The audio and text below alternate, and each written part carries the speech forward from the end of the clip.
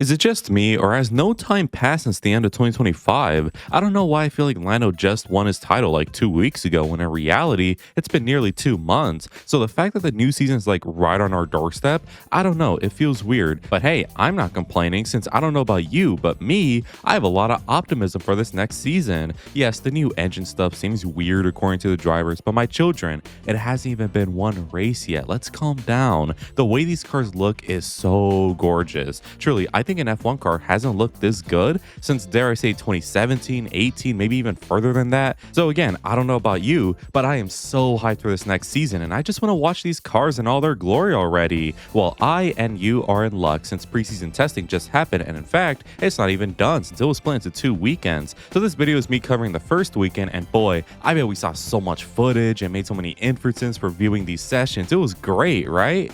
Yeah, about that. F1 permitted the media only to stream the last hour of testing each day this weekend, with no real explanation why. Oh, we know why. Teams are shy that their pants get pulled down in front of millions and want to minimize controversy, so they beg the sport, I imagine, to only stream very little of it. How bloody wonderful. Now, thankfully, this shouldn't repeat for the second weekend, but I'm saying this to you because there won't be a whole lot to cover in this video, so don't get on my ass if it sounds like I eluded some details. Trust me, I tried my best. But back onto some positives, the new cars are going to be fully shown to us all, since in the shakedown, teams are running very early concepts of their cars. Here in Bahrain, we will actually see what each car will look or closely look like for the season, and that of course entails performance as well. Now, it is testing, so nothing can be objective, but we should still get some semblance for how each team will perform in 2026. So with all of that out the way, you know the drill. Let's recap and make some winners and losers. Go join the Discord to talk preseason, and subscribe if you're new if you already love 2026. So enough yapping, and let's get to quacking. See those clouds up in the corner? That's where the rain is coming from.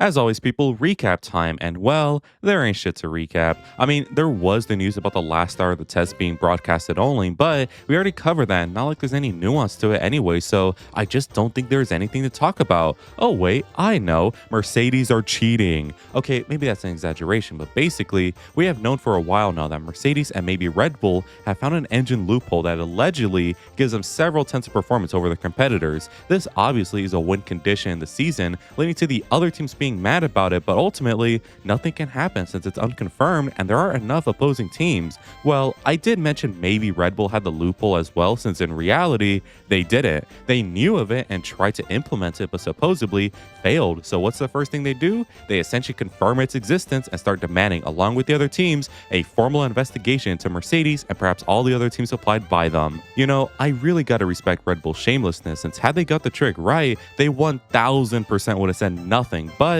I suppose if you fail, may as well drag everyone down with you. They're like those annoying kids who will call out your hiding spot in hide and seek after they were caught. Anyways, now there's news that perhaps before the first race, Mercedes will have to remove their little engine trick so they don't have a natural advantage over everyone else. But that's it for the news cycle. Let's get into the 3 days of Bahrain testing that is somehow 3 hours of footage. Oh my god, bro. Oh, hell no, man. What the fuck, man? So given how there is little that we know from the other 7 hours of unbroadcasted data, I'm going to do my best to not make any opinions. I know, you all love my takes and want me to share, but I'm sorry, I'm actually going to try and be likable for once. So I'm just going to list up things that happened, and that's it. No inferences, no takes, just simple observations. Not everything needs a reaction. So considering this is a test that teams don't want broadcasted, issues were expected, and they certainly came for many. McLaren reportedly had an issue, but nothing major.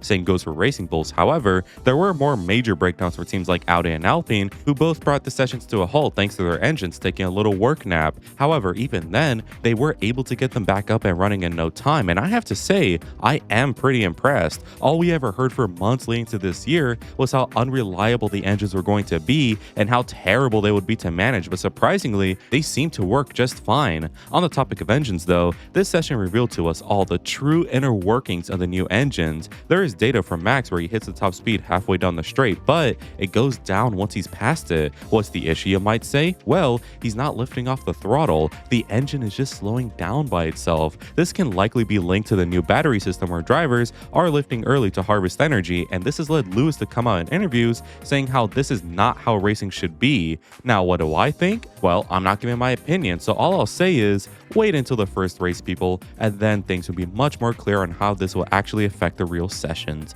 But other than that, it was a pretty reliable day featuring many laps from many drivers, including my boy, my lord and savior, Checo Perez. Look, clown him all you want. You will never understand the feeling I get simply seeing him on track representing the flag he waves. It's unlike anything in this world. So a pretty good day one, if not without a little worry sprouting up. Let's see how day two can shape up.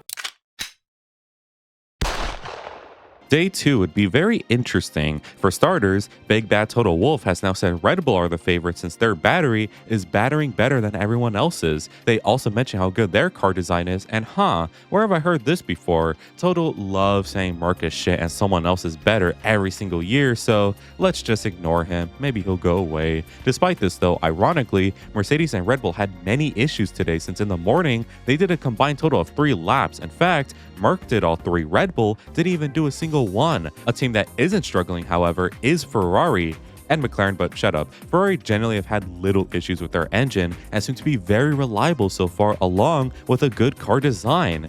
That's all I'll say. We don't need to react yet. The midfield guys also look very good so far, aside from the few engine DNFs we have had courtesy of Alpine and Caddy, but this is normal, I think. What isn't though is Aston Martin. To say they are in hell is an understatement, man, since you have Stroll saying they are 4 seconds off the pace, Alonso throwing his gloves off, and their engine being super down in RPMs to everyone else's. You know, you just have to appreciate the dedication both Honda and Newey have to fucking over Alonso no matter the situation. This is just testing, remember, but come on, this is not inspiring or optimistic in the slightest. Anyways, let's see how preseason ends with day 3. Oh, brother, this guy stinks! Day 3 would be largely uneventful. It was just a chill session with not much going on outside of some lovely fan wars. Oh man. Basically, Max said that the car sucked to drive and how it's effing on steroids and anti-racing, and how he will retire soon if nothing changes. Harsh words from him, and this prompted Lando, when he was asked his thoughts on them, to say that he could retire, nothing is stopping him, and they're being paid millions of dollars to just drive the car, nothing more. This has led to both fan bases, who famously are calm, collected, and obviously intelligent people, to start bashing one another, saying how their driver is ass, their driver's annoying, blah blah blah. I'm over this, man. Every single new regulation period we do this, and can we as fans acknowledge that we are not smart? How about we don't have an opinion on things that we are not experiencing? Both drivers are quite literally right. Racing should be about pushing to the max with nothing to manage, and Lando is right in saying that Max gets paid millions of dollars to just drive, not to complain, and how nothing is stopping him from retiring anyways. Lando also said things should get better, and I don't know what you want me to say. They are both right, but their Ultra fans will never use their brains and come to a reasonable conclusion. I love the reality TVification of my sport. Anyways, fuck all happened. Apparently Ferrari have been using the same engine since Barcelona. Again, I will say nothing on this. They did stop at Lewis at the end of the session, but that was because the car ran out of fuel, not because the engine blew up. Thank God. Either way, pretty boring 3 days. Wow, who could have seen this coming? But now for the winners and losers, and as always, losers first, and I have Aston Martin. The Aston Martin team can really be split into two, and no, this is not a good thing. On one hand, you have a car concept that looks mean as hell. You could tell a lot of Newey genius work went into it, since it's by far the most aggressive looking car on the grid. I would be surprised if lap time wasn't found in it. However, there is an issue. Look at these vents, bro. Holy moly. There are some overheating issues clearly, because why else have them? Which leads to the engine, the other side of it. Oh wow, it's really 2015 again. Reportedly, that engine is like 2,000 RPM behind everybody else's, and according to Lance Stroll, at least 4 seconds behind the pace. And look, you don't need to know much about engines to know that none of this is normal. There are even reports that some of the reliability and performance issues comes from the aggressive car design itself, and it's so sad, man, because we were so hyped about them this year. The hype was unlike any. Now again, this is just testing. For all we know,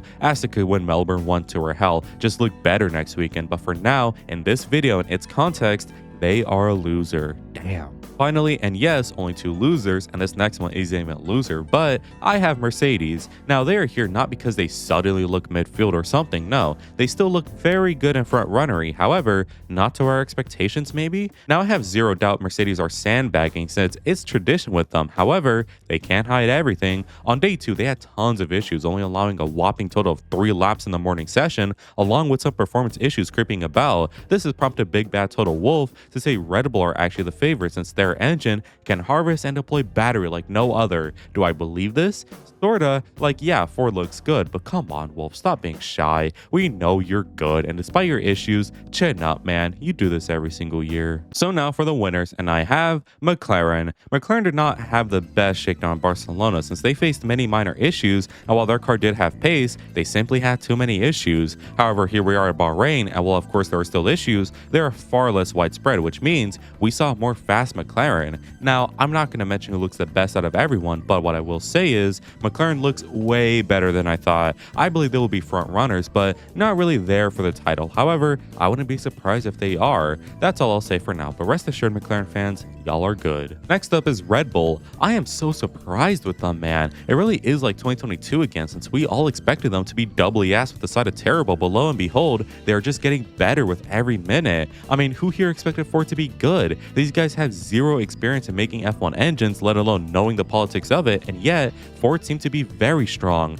Their engine is one of, if not the fastest, and for now, look very reliable with both Red Bull and RB. Apparently, this is thanks to their battery deployment stuff, since they could both harvest and deploy battery like no other team can, which of course is a huge advantage. Of course, we need to wait until Melbourne, but for now, it's looking real good for our boys in Pretend Blue. They did have issues on day 2 just like with Merc, but they are winners unlike them since they are turning heads, where Mercedes are looking a bit vulnerable after all the game they were spitting earlier. Finally is Ferrari. Again, just like with Red Bull, I am surprised. Now, I knew Ferrari couldn't be worse in 2025 because, well, come on, but they are blowing me away too. Now, I'm not going to say anything about the title, but what I will say is reliability is on our side along with engine power. Come on, man. The car doesn't even seem to have issues yet, so for now, let me stay delusional. And speaking of Ferrari, Caddy and Haas seem to be doing really good as well. The engine, as we discussed, is doing great so far, but their cars also not bad. Haas are just a team that stagnates, and while 2026 won't be much improvement, it's enough improvement. They are going up even if it's not skyrocketing, and it fills me with so much hope. Toyota seems to be really blessing Haas so far, so let's see how they fare in the main season. And as with Caddy, I'm not going to say anything other than they're not blowing up or disintegrating. That's already enough achievement for me. But now for the bonus category, and I have the most likely to be arrested in Australia and extradited to Saudi Arabia for execution category, and I of course have Merc here. Something tells me these lot will get ripped to shreds by the FIA, and it sucks because if they do, they are cheaters, and if they don't, they are paying the FIA whether they have a loophole or not. Classic Fan Wars moment. So those are my winners and losers from the first weekend of tests. Expect another video like this to come out this time next week, covering the second weekend of them. That one should be way more juicier since we'll actually be able to watch the entire thing, so let's hope that there is meat there and not boring nonsense like it's been for the past 10 years. Anyways, I want to give a quick shout out to all members of the flock for the continued support. Make sure to join if you want cool benefits as well as just helping me out. Anyways, if you enjoyed today's video, make sure to leave a like and subscribe since it really helps me out. Make sure to let me know in the comments what you think of this, and as always, have an amazing day. Good weather for the duck.